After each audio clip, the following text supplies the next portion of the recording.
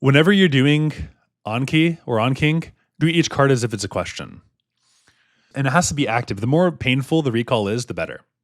If you're mindlessly blowing through the cards, that's not helpful to anybody. It has to be the encoding process. It has to hurt as you encode it. When I was little playing piano, man, I hated it, and it would literally hurt my brain. Little did I know I was actually like forming, synapses and pruning, and it's actually like a physical process that was happening in my brain that hurts. Same thing with this test. Costly, difficult studying.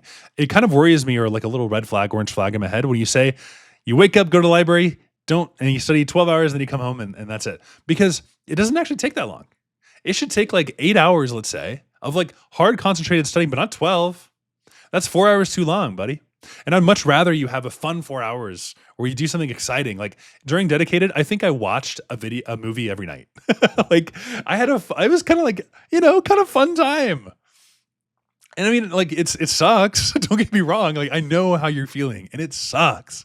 However, it's concentrated study time. It's hurting study time. It's like, let's lock the frick in time. Instead of like 12 hours of protracted like malaise and slog. No, that's not productive for anybody. And it hurts you to do that. I would say just have really concentrated sessions where you're diving in and you're really focused on extrapolating the cards into questions.